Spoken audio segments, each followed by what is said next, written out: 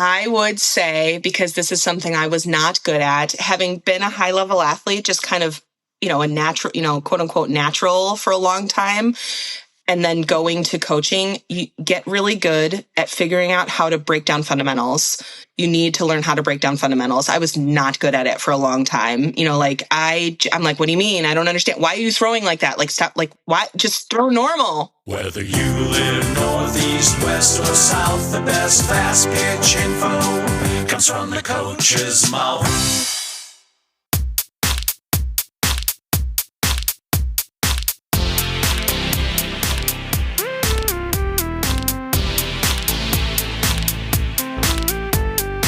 Welcome to the From the Coach's Mouth podcast with your hosts, Jay Bolden and Ken Kraus.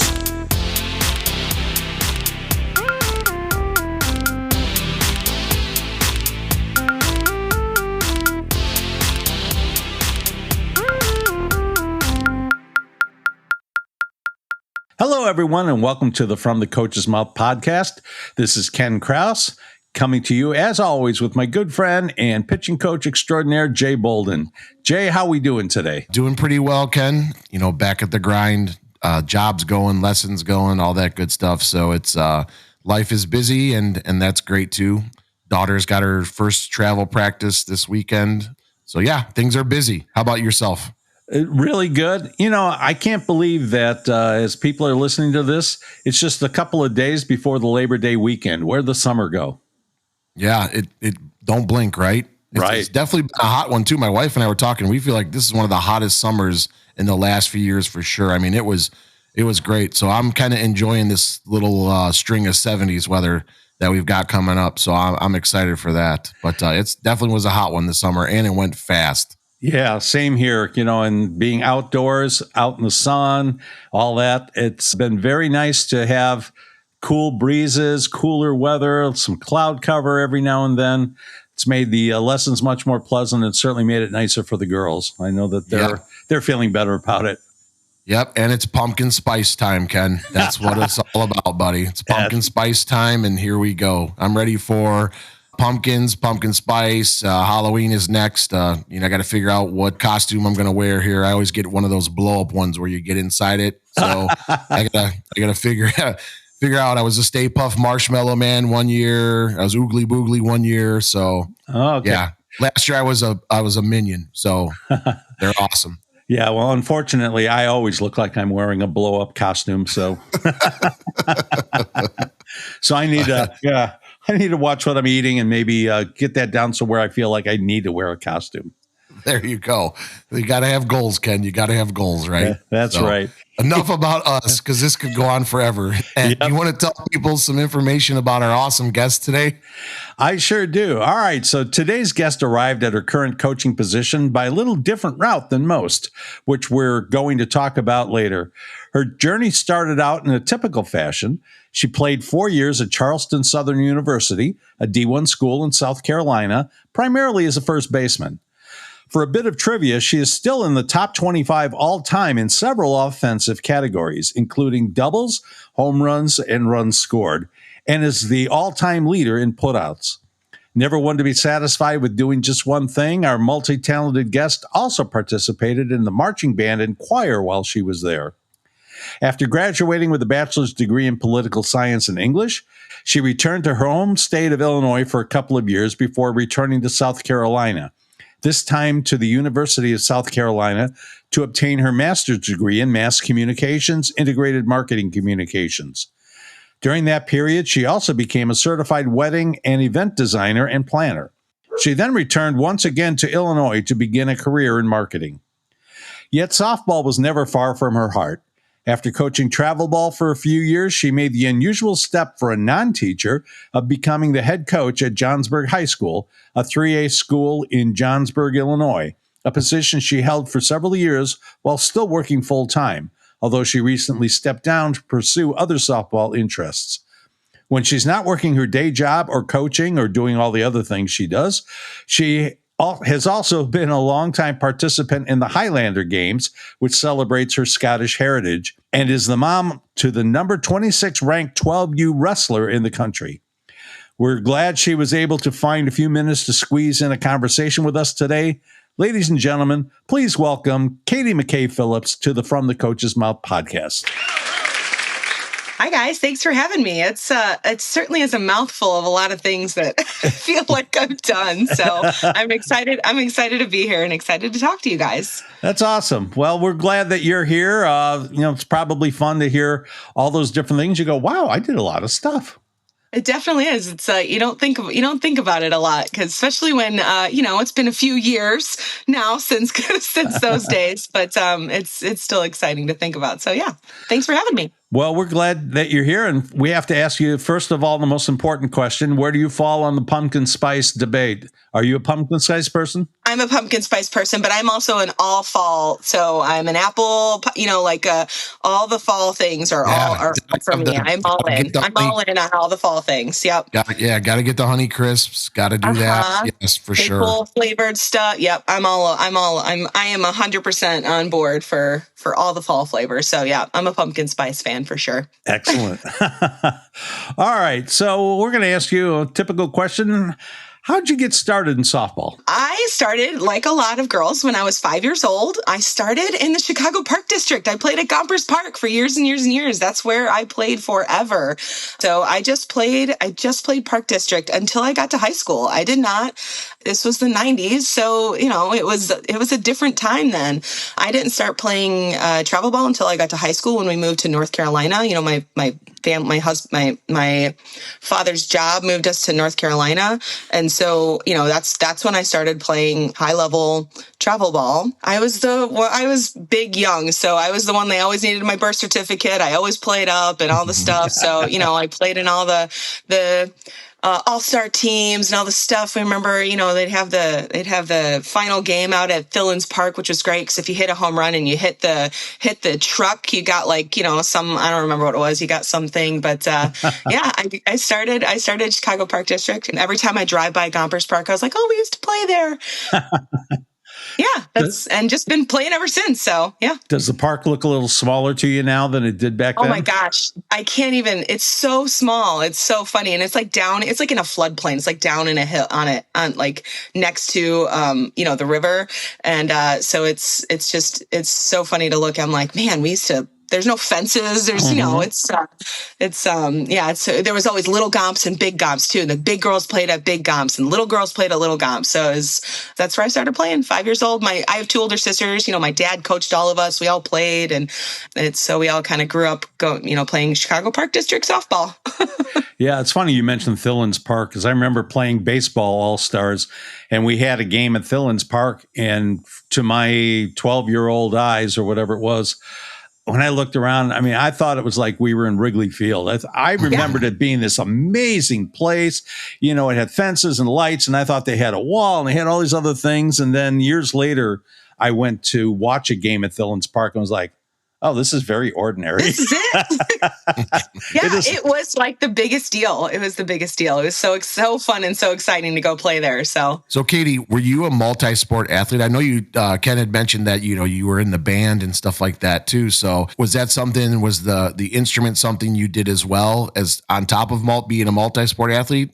Yeah, so my mom calls me the doer. I'm the kid that did all the things again. So I'm the third of four, and I did all the things. In high school, I was a 4-sport athlete actually. So wow. I did volleyball, and I was actually recruited to play at some small D3s for volleyball too. I played basketball and then softball, and there was a couple of years where there was no field events throwers. So they would be like, hey, can you come throw for us? Because you can. And so I would go down and I'd go to the track meets and throw, shot and disc and then go back to softball practice So, I did. But softball was the only thing I did year round or outside of school. But all through high school, I did that. But I was in the marching band. I always sang in choirs, and I did both those in college too. I was the only athlete to do, that I'd run from softball practice over in a marching band across campus. So I kind of always did all of them. But softball's the only thing I kind of did with any kind of seriousness. So were you always a first baseman, or was that something that, came up later? I was not. I actually was a lefty catcher for a long time, and until I blew my knee out my sophomore year of high school, tore my ACL, and again, this was a long time ago. So that was it was a career-ending injury at that point for a lot of people. Still, hey, this you're never going to be back to full strength and that kind of stuff. So that was when I transitioned over to, I'm also, 6 foot tall and left-handed. So first base was probably a good place for me anyway. Right. After that, I transitioned over to first base, and that's pretty much the only position I played from then on. I want to take you back. I know recruiting has changed an awful lot nowadays. What was your recruiting journey like, and how did you end up going to Charleston Southern? This is one of my favorite stories to tell when I'm coaching my travel girls and they're all kind of like starting to go through their recruiting process. I'm like, listen, I had to hire a videographer to come to the field and record me in my skills video so that he could make VHS tapes for me. And so when we got the VHS tapes back, we had these stacks of VHS tapes on our dining room table, and I would have to hand address them in these big manila envelopes and mail them off to schools. So, we had to, you had that one shot, you would put he kind of made my recruiting video for me, and, we would record what we could at games and stuff, but, you had to do it on a VHS player. So it was hard. And so, but yeah, I basically just worked really hard and contacted a ton of schools down where I was in North Carolina at the time. And so it was that, kind of grinded out process. I'm sending out, I'm getting letters back. We're having to call and, I'm looking up, so it was a different time, and it's a lot. It's still the same amount of work. You still have to do you still have to do the work yourself. It's not, while I was really good, I was not like one of those 1%er. I wasn't like a blue chip that, everybody's going to know and I'm going to get recruited by, the biggest schools. I was good enough to play Division I, but I was not mid-major, so I still had to do the work to get recruited. I'm also lucky that, again, with my size, a lot of people, that you can't teach somebody to be 6 feet tall. Right. So I was a little, genetically lucky in that. And so, yeah, I was recruited by a lot of schools, probably 17 to 18, 19 schools, anywhere from mid majors to, all the way down to kind of D3s. And I kind of came through to Charleston Southern based on, the recruiting package I was offered. So I actually was basically verbally committed to go play at Tennessee. It was the Weekly's first year coaching after they had just been hired, and I happened to meet them at a camp or something. I'm not remembering all the details. I think it was a camp or a clinic or something. And they said, "Hey, we're done. We're done with our recruiting class, but like we have some walk-on spots. You can come as a walk-on." No guarantee of anything. And of course, that was incredible. I had gotten into the school and my recruiting was a little late. Again, I blew my knee out my sophomore year. So I missed my sophomore year of high school. So I was like trying to play catch up my junior year. Well, and especially at that time, because that's when they were still recruiting 8th graders. 100%. Yeah, 100%. So I was way late. So I was working really hard. I was having to get that work done because I suddenly was not on, I wasn't able to go to any showcases. I wasn't able to do any of that stuff. And showcases were like still showcases then, like it was that different landscape. It was that kind of old school landscape. I was verbally committed. I was going to go to Tennessee. I'd gotten into the school and pretty late in the process, my senior year, during the season, I got recruited to go play at Charleston Southern, and they offered me, a essentially guaranteed scholarship, guaranteed playing time. And I was like, and at the beach in South Carolina, in Charleston, I was like, I don't know. The beach really kind of put it over the edge. So that's kind of how I committed there. It was the best financial package, and so and playing time. Really, for me, the kicker was playing time. I could go to Tennessee. I might never play. I might never see the field, and certainly not until I was, a junior or something. And so I was like, I'm going to go where I can play, and I was able to play all 4 years. So I was able to start as a freshman and that's kind of how I ended up there. Katie, I want to ask you a question because you made a statement in there that I thought was really, really important. You said you knew you weren't a blue chipper, right? And I think, and maybe you agree with me or maybe maybe not, but I think nowadays every kid thinks that they're going to go play for Alabama and Tennessee and and I think, what was that just something that you just kind of realized you're like, listen, I'm good, but I'm not at that level. So this is kind of where I'm focusing. I just feel like even parents nowadays, everybody thinks that their kid is going to go play at Alabama, and and the reality of that is those are the 1%ers or the half of the 1%ers, right? Like, and I think that's an important message for people to hear because, if you're not playing at that high level, you're not going to get looked at by those schools. So I thought this was a great statement that you said. I mean, was there just a reality where you were just like, you know what, I'm good, but I'm not as good as these players here?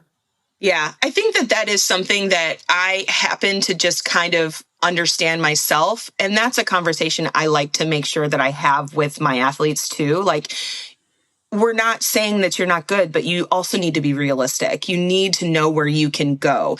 And that may be something like, if you work hard enough, it can be a mid-major D1, but if you're not going to do the work, it's not going to happen. And then if you do want to play in college, there's probably a spot for you somewhere, but you need to know where that is and recognize, if you're not going to put in the work, if you're not going to do your hitting on your own, if you're not going to do your conditioning, if you're not going to do the things you need to do, it's just not going to happen. And then, of course, there has to be a realization that you are not one of those 5-star recruits. So those people are so rare, and you know who they are. Like, if people don't know you as one of those people, you're just not one of those people.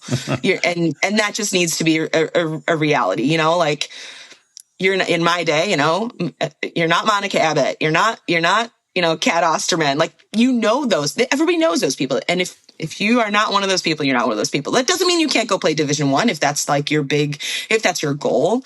And when I'm talking about recruiting with my girls, I tell them, I'm like, I get it. Like, D1 or bust is a mentality, but like, you need to think about what kind of college experience you want to have first. Do you want to go? I was like, being a Division I athlete is a full-time job. You are an athlete and then a student. They own you. And it's a different world. It's a very different world now. I get it. I was stuck. Like, I couldn't leave. You couldn't, there was no transfer portal. There was none of that. I was stuck or lose eligibility. So I chose not to lose eligibility. Some people would leave and lose a year, but I didn't want to. So you have to be realistic with yourself. And that is hard because everybody is so important now. Yeah. Everybody's a legend in their own mind. And that's sometimes a conversation that you may have to have with a parent too, so yeah. It's something that if you're not having that conversation, and if somebody is feeding you those, oh, you can go D1, like, we need to be honest here sometimes. Yeah. I mean, that statement should be, you can go D1 if, and then there's a list of things that you need to do that you're not doing right now. Mm-hmm. One of the other things when you were talking about it, it just reminded me, I think it's the same even in travel ball, where you were talking about, I wanted to go to a place where I could play. I think there are parents who, I think it's more parents than kids, but parents who push their kids onto a high level team where they're not going to play. They've already got their stars. They're doing very well. They're winning lots of trophies. They're going to lots of really cool tournaments. But if you're the 12th player on that team, you're not going to play very much. I always think it's wiser to say, instead of being the 12th player on that team, go somewhere where you can play and you can develop your skills and you can show what you can do. Nobody gets recruited off the bench. Yeah, right. Yeah. Yeah, that was a big part of my decision. To go from essentially, again, kind of verbally committed to Tennessee with no scholarship money, and no guaranteed playing time, and not even a jersey. I mean, I might not even make it there, So that was to somewhere where I knew I was going to play. They needed a first baseman. They recruited me to, play freshman year. So yeah. Yep. All right, so you kind of intimated some of this in your last answer, but you said that your experience in college was rather rough in terms of the coaching. What didn't you like about it, and how did it shape your own coaching style? So The beauty of hindsight is, we can see, and I don't necessarily want to say too much because, my former coaches are still in the softball world, but the hindsight is we can see things for what they were and what they are. I don't know that I necessarily left college or even while I was an athlete and playing, felt like I wanted to go into coaching. But now that I'm in coaching, I know exactly how I never want my athletes to feel. I know exactly how so it shaped a lot of how I know I feel now. I didn't realize it at the time, but I know exactly things I would never do. I would never treat my athletes the way we were treated. Just a lot of, and again, hindsight, we're able to kind of see, maybe why things happened or, what were the impetus for the way things kind of happened. But it really shaped a way that I'm like, I would never do that to my athletes. I would never treat them that way. I would never make them feel that way. So it was, I can take some positives away from it. I still had a really great college experience, even if we had that, I'm still best friends with a lot of my teammates. I met my husband there. I was able to get 2 degrees. I was able to, all these things. So lots of really positives, but it was a really difficult time, and even, for how difficult things were, we had a lot of fun, but yeah, it really helped me understand how I would want to treat my athletes. So yeah, I just remember you and I walking around at the NFC convention. Was in Chicago, and we remember that we turned the corner and you see, I was like, oh, geez. we can't go down this aisle. We got to go to the next aisle. I'm like, why? They're like, that's my old coach, and I don't want to talk to her. I'm still not over it yet. I would prefer to not do that. Yeah. And it just was. It was again, being able to look back, you can say like. The other decisions should have been made by other people outside that should have had the athlete's best interest at heart, and they didn't. And that is something I will, one thing that I always do when I talk to other coaches or when I'm talking to administrators, like you need to do what's best their children. And even in college, we were still, kids. We come in at 17, 18 years old. And certainly you're responsible for them and their well-being. You need to do what's best for them. And sometimes that is, making a difficult decision. And they just refuse to do that for so long. And we kind of had to suffer the consequences of it. So. Yeah. So I would say, the idea here is to be the kind of coach that if one of your former players turns the corner and sees you, they come running up to hug you rather than running to the next aisle and ducking down. That is good advice. Absolutely. 100%. So despite all those experience there, you said the experience was great, but the way that you felt that you were treated, despite all that, you still are in the top 25 in those offensive categories and defensive categories. So is that something that you're still proud of, even though your, experience wasn't the best?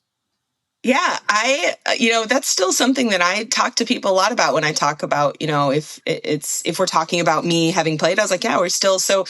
And I think that the coolest part is like how different softball is now and how incredible hitters are now, or how incredible, how different the game is now to still kind of be on that list. And a lot of my teammates are actually still other players on this for how many teams they've had since then and how many they had before us. I don't know. I think that's really cool. I didn't know that for a long time.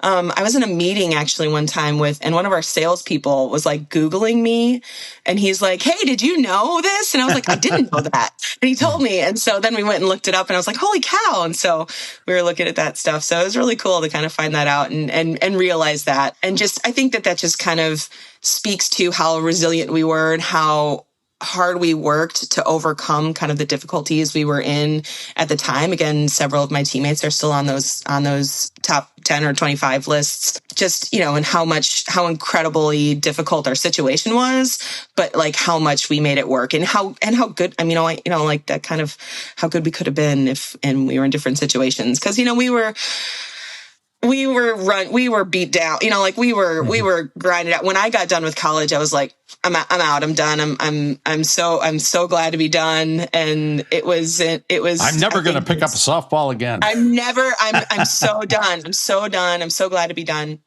And it was, again, I think it was a year and a half or just whenever I started grad school, I was like, is that next season? It was one of those, like, what am I supposed to do now? It's like, it's springtime. I'm supposed to be, playing softball. So and that's when I got into coaching. So. Yeah, well, I remember, I'm going to take all the credit for it because you came and you coached with me for 2 weeks before you came to me one day and said, well, I'm having fun here, but I'm going to grad school. Going to grad school. It's going to be North Carolina or South Carolina. It's a long commute. I know. I felt so bad. I still remember I literally got my acceptance made my decision and got my acceptance all at the same time that it was all happening. I was like, I just said do this thing. And I was like, I guess I'm out. I guess I got to go. Yeah. So Katie, real quick, I want to ask you a question here. So when you're talking to your girls about recruiting and knowing your, prior experiences, what advice do you give to your kids about that recruiting process? Is there something you tell them, hey, these are some questions you need to ask the coach? Like when I have a kid that goes on a visit or they're going on, unofficial or official, at St. Xavier, we do something where the coaches meet the player on campus. We have a little Starbucks and then the coaches leave and we want the players to talk to the recruit. And we tell them we're open book. So ask these players whatever you want. So I make a list of, kids that are going to these visits. And I will tell them to ask the players, what is coach like when coach loses a game? What is coach like when they're in a bad mood? Like, what advice do you give some of the ladies you're working with about recruiting, knowing your past experience? Yeah. So I try and tell, again, we have the added benefit of, the internet. So I usually tell them, try and find former players and just peek at what they've done, again, everybody's social media is all open and online. So maybe try and, scout some former players and see what they do. Have they started suddenly posting about this after they've graduated or something like that? But really, hey, what's practice like? What's the locker room like? Like what, tell me about what do you guys all hang out together? So you can generally get a sense of, you'll either feel comfortable or uncomfortable. A lot of those questions are pretty standard.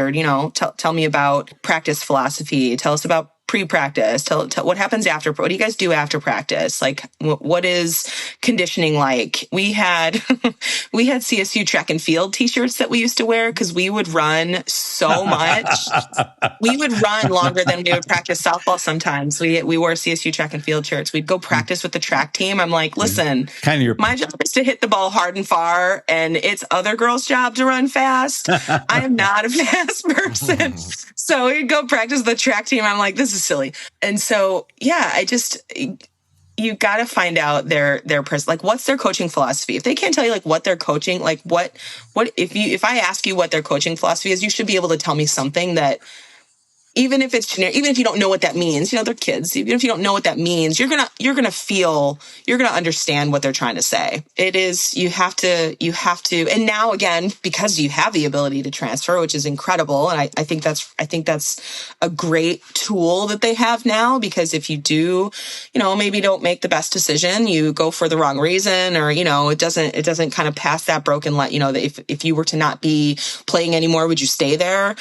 Or if, the coach leaves, what's going to happen? So you have to, it's a combination of things. You have to like the team, you have to like the players, you have to like the facility, after you've made a decision about liking the school, so, you're there to get an education. And I get it. Again, D1, maybe different, you're a little bit more tied to being an athlete student than a student athlete, but they have lots of support. So yeah, just what is the culture like? Tell me about tell me the vibes, as I might say to to the girls. How did you actually get into coaching for real? Sure. So when I got down to South Carolina, where I was living was across the street from a high school, and their softball field was right there. And so I literally walked over there and said, hey, can I help you guys coach? Can I help? And so, and that year we went to state, we lost the state championship. It was really exciting. I was really lucky to be able to coach with an absolute, I lucked into coaching with he is a Hall of Fame coach in South Carolina. He was incredible and amazing. He had been there forever. Everybody loved him. Richard Lundy, he has since passed away, but it was great. I've just kind of lucked out into a really good situation and an incredible group of girls and a really good softball team. So I was able to kind of bring he was very kind of old school softball. He was kind of a legacy even when I had started coaching with him. So it was kind of fun to bring the legacy of how, kind of old school softball coach. He'd been around. He was an institution even then, and newer strategies. And even then, those are outdated strategies at this point. But, so hey, we're going to maybe run offense a little bit different, or we've got a different strategy for pitching, or a different strategy for lineup kind of thing. So it was fun to kind of talk through see the difference in how kind of they historically kind of ran things. He would do things very, traditionally and work those things out. And we had an incredible team. Many of those girls, and I coached them for the 2 years that I was there. Many of those girls are coaches themselves now. We're still really good friends. They're all grown with kids now, which is crazy, so it's great to see them all coaching too. And just, keeping up with them is incredible to see. And that hooked me. I remember not thinking that I wanted to, I never those players who you're you're going to be a great coach. You're going to be an amazing coach. I know you. You're going to go into coaching. You're going to be a great coach. I don't think I was incredibly competitive. I don't think I thought I could be a coach. I don't think I thought I wanted to be a coach. I was super duper competitive. It just was not kind of my thing. I didn't see myself as a coach. And then I got into coaching and I was like, oh my God, I get all the great things about softball that I love, but I don't have to hit for hours on end, and I don't have to condition and all. So there's this is great. So, and I was kind of hooked from then on. Yeah, it's a lot easier to be the one that puts the ball on the tee rather than the one that's hitting it off of there. I was like, this is pretty great. I loved it. So it was fun. Yeah. And then, so I coached there for grad school, and we kind of bounced back and forth between South Carolina, and my husband's from South Carolina. His family's down there. And my family's up here. I'm from up here, between here and there for a while. And when we kind of finally landed back up here to stay, that's kind of when I started coaching travel ball. I coached at a couple of high schools, just kind of where we were figuring out where we're going to live. So coached at Wakanda for a year and started coaching travel ball, and coached a couple of travel ball teams, and finally landed with Northern Ice, which is where I coached for the majority of the time. Again, proximity. I work a regular 9 to 5 job. So I need things to be convenient to be able to make it work. So it was close to where we lived, and landed there. So you said that you guys are back now, or have been for a while, and then you got the head coaching job at Johnsburg, and you said you weren't a teacher. So what was that like, trying to balance being a head coach at a varsity high school and also having your job where you're not in the school, seeing those athletes daily, running practices? Mm-hmm. What was that like for you? Yeah. So I am really lucky that when I kind of went into the job, I've had a couple of jobs since then, and I was kind of hey, I do this thing, and I'm going to have to leave at 2:30, every day for a few months. And that's kind of part of the deal. It's kind of my pack. It's a big part of what I do. It's really important to me. So even before I was, I was the assistant coach at Johnsburg for several years, and coached at I coached Antioch for a year, Wakanda for a year. And so, I was always kind of this is kind of part of the deal, and is that okay? Is that, and I've been really lucky that I've had employers who are totally cool with it, who've been cool with it. So, and I just kind of make it work. I'll start working early, or I'll work, after practice. Hey, I'm going to be gone for practice from 3 to 5 today, or 3 to 5. I'll be back on about 6, if somebody needs me, so I've been really lucky that, and that is also, I need it to be convenient. I can't go coach somewhere far, that takes me, I would have stayed at Antioch. I liked coaching at Antioch, but it just, that extra 20 minutes to get there was just it was too much for me to miss for work. So I was I can't make it work. And I tried, so it was, I need it to be convenient. And Johnsburg is around the corner. So from where it's just across the river, across the lake, I need it to be convenient, and everybody's been really cool. It is a little bit of a challenge being outside of the building. And if you don't have other staff members who are in the building, communication is hard. Even if the school is kind of good at communicating, it's hard being out of the building. You don't see the girls, you don't. constantly losing players to, the sports who have team coaches in the building who are recruiting that, hey, come play soccer. And I'm like, stop stealing the girls track. So it's hard. Those kind of like not, those additional players you get in high school ball that aren't, that might not be full-time softball players, but are good athletes. They get poached pretty fast, especially at a small school where everybody's fighting for athletes. Johnsburg's a small school, so they're always fighting for athletes for different sports. So it's definitely a challenge, but it's good. It's a commitment, and we joke that, during softball season, work gets in the way of softball during softball season. So we're always like, I gotta go to work. My assistant coach in travel ball used to joke that he's just part-time in the summer.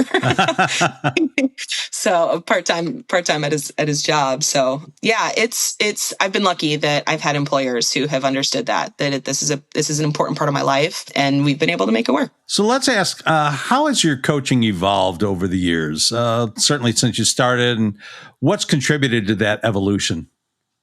I think it's important to continue to learn how to coach. And that's separate from learning, new and updated strategies of the game. Like that's different, knowing new hitting techniques or new this, that, or the other, or new, about the technical game, I think is different than continually learning how to be a better coach. And I think that's really important for me professionally as well as in softball. I think motivation is a huge thing that I focus on the mental game way, way, way more than I did when I first started. I think that's one of the most important things. It's the number one thing I wish I had done or had taught to me before I got to college. And I tell people that all the time. We didn't do any kind of mental training at all before college. And so being able to understand motivation, what motivates. I think motivation is probably one of the biggest things that I do now that I talk about, again, even professionally. Like if you can understand what motivates people and why they're doing what they're doing, why are they part of the team? Why do they want to be the shortstop? Why do they want to, this, that, or the other? If you can help understand their motivations, I think it's really important. I think it's really important to understand that you can help them be the best player that they can be or want to be. And that is a process of learning how to understand those things, and then how to coach or work with. Again, I do a lot of the same type of mental training in my professional life that I do in softball. Doing those things I think is important. And I didn't do those things when I first started. It was fun and you're just, playing soft. So it becomes much more, you become a coach over time, especially when you go from player to coach. And that evolution is interesting to look back at over years. So do you have any coaching mentors that have helped you along the way? Or let's say you're just, you're struggling with something and this or that, or do you have any people that you lean on that are coaches that have helped you kind of along the way? I don't know if I have like mentors. So, I love NFCA. I think it's incredible. I think it's great. And they had a formal mentorship program for a few years that I was a part of, which was awesome. They kind of hooked you up with a college coach. There was kind of a mix of coaches, which was really great. So we were able to kind of formally talk through things, which was awesome. But I think it's more peers being able to, even if it's just commiseration, I think is really great to be able to, on top of just bouncing around what's happening, did you see this or this, that, or the other? So I think it's more peer. I think it's important to have peers that you can talk to about coaching, both formally and informally. Hey, this is what we're doing. This is how the game went, or whatever. On top of a little bit of commiseration, just a little bit of the griping that you need to be able to do. That's not your spouse. So I think that's important, and I think that's really kind of been mostly where I've been. I haven't had necessarily aside from in NFCA, like real formalized mentors in coaching, but getting better at being a better coach is an active thing for me. So, again, learning, how to, figure out people's motivations or how to be a better coach and those types of things are really active for me. So just doing that kind of school and learning and stuff was always easy for me. So I like doing that kind of stuff. So I do a lot of that just kind of on my own and using the resources that are available to coaches. So. Yeah, well, and that's interesting too. I think that's important, that whole idea of how to coach. I remember, I can't remember who said it, but there was somebody who said, we all know the same X's and O's. It's your ability to work with the people that makes a difference between a great team and an average team. Yeah. Yeah. I agree.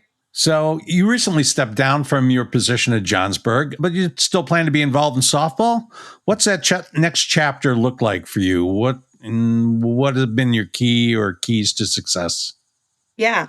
So stepping down was incredibly difficult. And I'm still like, I still, get a little bit teary eyed talking about it and thinking about it. It wasn't something I wanted to do. Like, I didn't feel like I was like done coaching, but it really, the rubber kind of met the road with my son's own competition. So it really, I took last year as the like, okay, let's see if we can make this work. And it was like, I'm getting, it wasn't, I'm leaving a great set of rising seniors, all the kind of, building. We just had an amazing, facility built and all the things. It was really, really hard.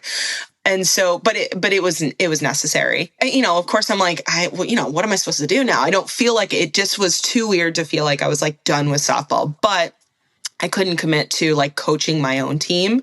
And I have friends who are involved with, who have daughters who play in like the local pigtail league. And they're like, hey, we're looking for somebody who can help like train our coaches, like we have these dads stepping into their 8U daughters team and maybe they played high school baseball or something, or maybe not. And just like, but we need like a coaching program.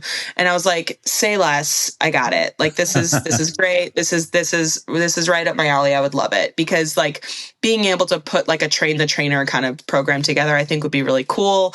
I think it's necessary, like to know, so I'm going to be working with them on that and just like doing clinics and hitting clinics and camps and, maybe I'll get into lessons. I'm not a huge lessons fan. It just takes, for me, it's hard to keep up with, it's a grind for me. So I'm not a huge fan of, of that just personally. So, but maybe a little bit of that. So yeah, but that's I'm going to be doing that and I'm excited about it. I think it'll be great. And I'm sure I will go help coach at Johnsburg too. So my assistant coach who has been a teacher in this school for a very long time took the head job. And he's like, come help. And so I'm like, absolutely. I'll come help all I can. And I'm sure that I'll still be on the field plenty. So Katie, you had made mention there about the dads coaching their 8U daughters. So if you could give male coaches one piece of advice about coaching female athletes, what would it be? I'm going to be a little controversial here. Go ahead. It's going to be probably going to get a little bit, but like, unless you have to, don't do it. And here's why. I think girls and women should be coached by girls and women. We are past the days where we need baseball coaches to coach softball. Like softball players coach softball. And that's not a blank. That is a generalization. So like, I think it's important. Representation is really important to me. I want them to be coached. I want them to be led by a woman and certainly a former player. So like do everything you can to try and get a former softball player or a woman to coach. Have the mom coach. Like that's again, so it's just my little soapbox. I love, but if it, I think that it's important that what I would, the advice I would give any coach, woman or man, male or female or whatever is that motivation factor. Like again, even down to 8U, figure out how you can get them to want to come play. Whether they're good or not at that age doesn't matter. Like get a foundation of how to teach the fundamentals and then make it fun. So I think that's important. And then even as you get older, those motivations change. Keep continuing to figure out why do they keep coming back? Why do they keep coming to practice? How do you get them to want to come to practice? What is it that motivates them and zero in on that. And it's going to be different for every player. It's going to be different for every team, and that's different from travel to high school, so it's different in every situation. So yeah, I think that's probably the advice I would give. So kind of that thought of not measuring your success for a team by how many wins and losses you had, but on how many kids want to come back and play again next year. Yeah, absolutely. I think so. Okay. So now flipping it. So let's say you get those female coaches out there. What advice do you have for them? And what common things do you see going on that you maybe think should change? I will say that you should have more confidence in yourself than you think you do. I think it is super common for women and female coaches to not think they have as much expertise as they have, or not be as confident in what they're doing and teaching. Just, again, hey, instead of the dad doing it, who may have played high school baseball, the mom might step up and be the coach, and just like have the same confidence that your husband might. I jokingly say to my high school girls, like, I wish you the confidence of every JV baseball player. Like, you've never seen a JV baseball player taking cuts. Like, he is not in the major league, right? Like, get up there and have confidence. Like, you need to just don't be afraid. Like, don't be afraid. No, male coaches stepping into the role, having never done it, are never nervous. Like, you shouldn't be either. Have confidence in yourself, because your players will notice it too. They will absolutely notice it too. So I think that's it. So I got to ask you a question, because I've never heard of this, but what are Highlander Games, and how do you get involved in them, and you still participate? I've never even heard of this. This is going to be great. Yeah. This is another one. Remember, I said I was a doer, and I did not do, like, again, I went from being a Division I athlete to like being a NARP, and it was weird. And so I had my husband's office was at a CrossFit gym, and a bunch of the other people there did these things called Highland Games. And they're like, oh my God, you should come do it. There are 9 events. So a lot of people may have seen, like, the guys in kilts, like, chucking a tree or a telephone pole. Like, that's it. So there's 9 events, and they're like strength events. So there's 2 stone puts, like a shot put-ish thing, but it's just a rock that we just throw. There's a couple of weight for distance. So it's like you might see a hammer. There's 2 hammers. So like if you've seen the Olympics, like the hammer throw, it's the same. It's a similar thing, except instead of like on a wire, ours is on a pole. So there's strength events that we do. We need all us former, competitive athletes need something to do. So we go do it. And, it's a lot of fun. A lot of like former track athletes will go do it because, it's for fun. We start throwing bad, I can, maybe have a beer or whiskey, and, and then there's the caber, which is the tree. It's a tree. And the point is you pick it up and you hold it, and you have to flip it over. So you're trying to flip it over. They're strength events. It's a lot of fun. My husband is a power lifter and an Olympic lifter. And, I did some powerlifting for a long time. And then we kind of got into this. We had friends who were like, hey, you should come do this. It's really fun. And it is. It's so much fun. It's a riot. I do it for fun. There are people who do it like competitively. I practice a little bit and not that often. And again, now not coaching my own team, I'm like, oh, hey, maybe I can go to more competitions and maybe practice every once in a while a little bit more. I usually just show up and have fun, and my numbers definitely reflect that. Like, so you're not in the career record books for that. No. But I have a lot of friends who are, and it's a lot of fun. So it's I've met some of the best people doing it. It's a lot of fun, and it's hilarious when I tell people I do it. They're like, "You do what?" I'm like, "Yeah, I kind of do this weird thing." So, yeah. Yeah, that sounds like a good time. All right, so then another question. How do you balance being a coach? And I'm obviously, you had to make some changes on that. But how do you balance being a coach and the mom of a nationally ranked youth wrestler? My son is a year-round wrestler. He is committed. It is very much one of those, just to give some context, my son is 11. He's 5'8", and he is 155 pounds. So he is a big kid. Mm-hmm. It was really, really hard. It's, this past year, again, was kind of the litmus test. Like, hey, can we keep doing this, or am I going to miss too much? Because he had really kind of now committed to 3-style wrestling. So he's doing folk style and Greco, during the spring. Before I was like, hey, we can make this work. this folk style season is just during the winter. It kind of wraps up right at the beginning of softball season. I'm good. I can make it work. And then he started freestyle and Greco, which is all during the spring. So every year, if I'm coaching high school, I'm going to miss freestyle state. And I'm going to miss this, and I'm going to miss this, I'm going to miss this. So, we had a tournament during freestyle state, and I'm on my phone on track wrestling and I had my sister, I was like, hey, listen, you're going to have to go to the meeting at the plate. My son's he's up next. I got to go, so I was walking around center field, watching my phone, freaking out.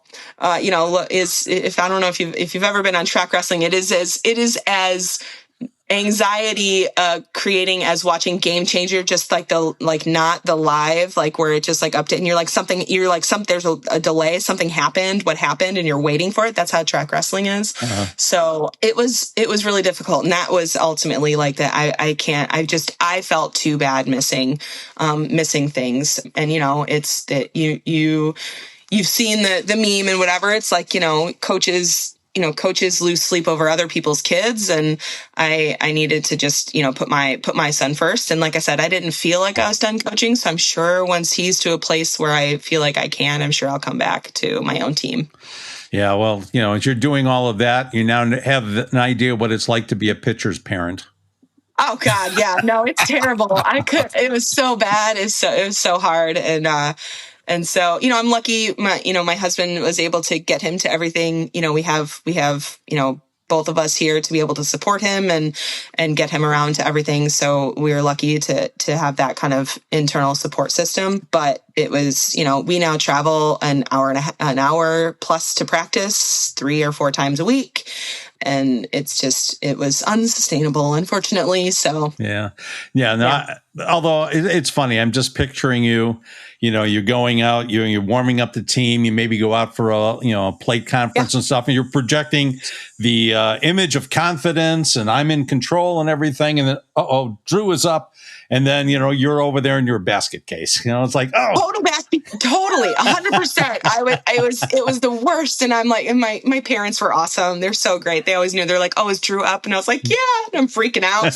There was a couple of times when it was like a Saturday game, double non-conference doubleheader or something. And I'm like on third base, like watching and waiting for him to come up and it'd be like, grab a helmet. So one of the girls, grab a helmet, come coach third base. Drew's up. So it's like, okay, we gotta do something here. So, and everybody was totally cool about, supporting me. Like they didn't, I can't, you're in charge. So you're responsible. Like this is my commitment. So it's not like I could, hey, I'm not going to be there because my kid's got a tournament. You can't do that. So, but they were really cool about, as bad as I feel like, obviously you shouldn't do those things, but, they were cool about supporting me and they love seeing Drew too, Drew wrestle, and they were always excited to see, pictures and stuff like that too. So.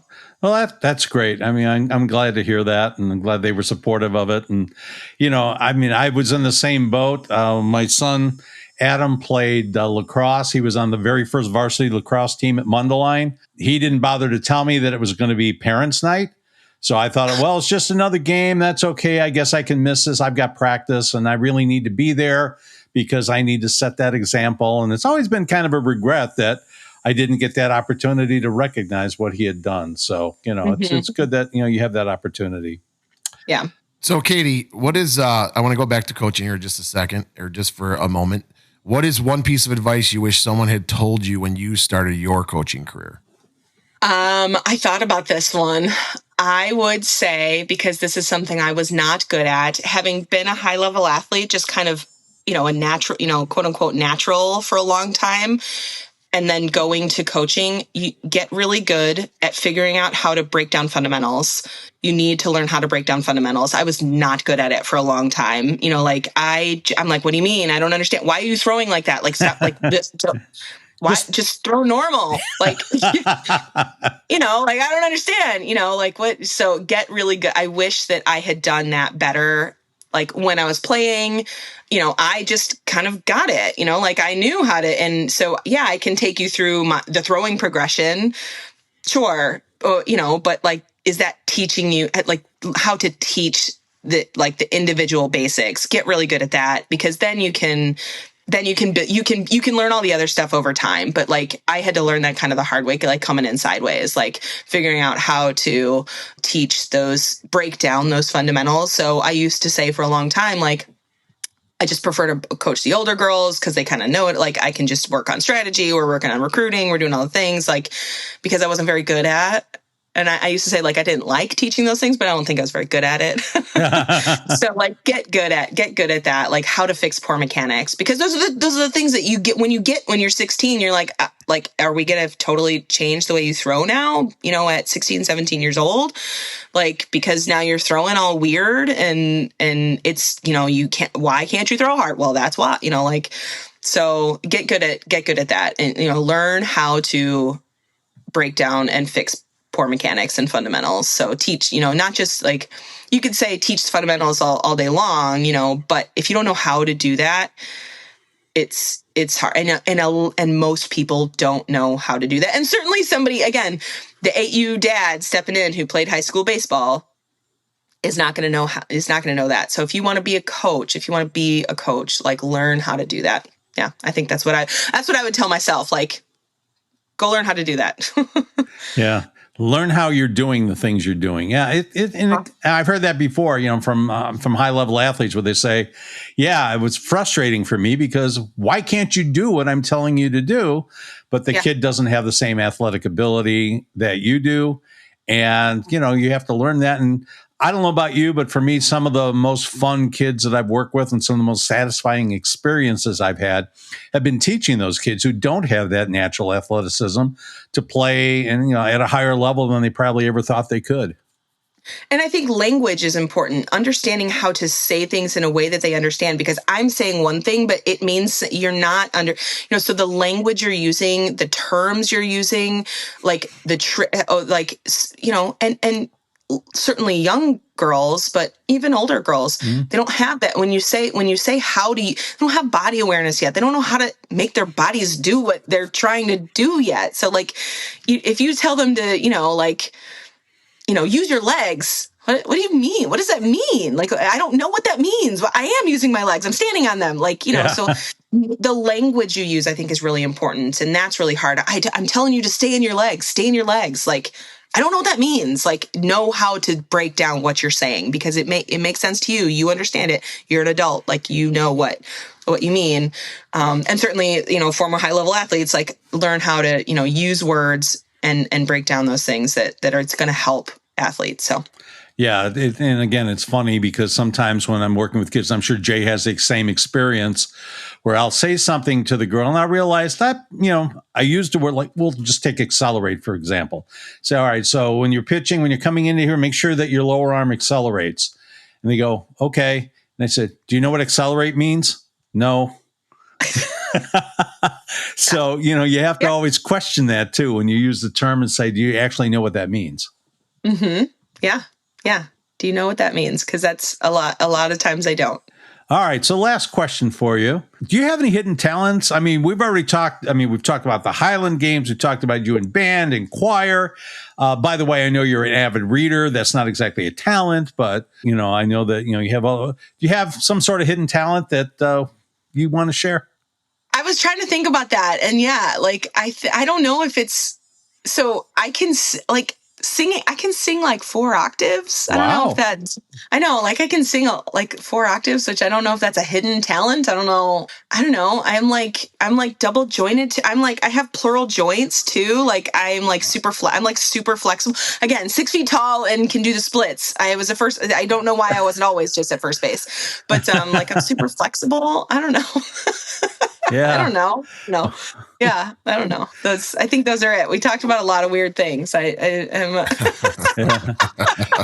All right. So I just have to run this one by because I know you're a huge Harry Potter fan. Do you have an iPhone? I do.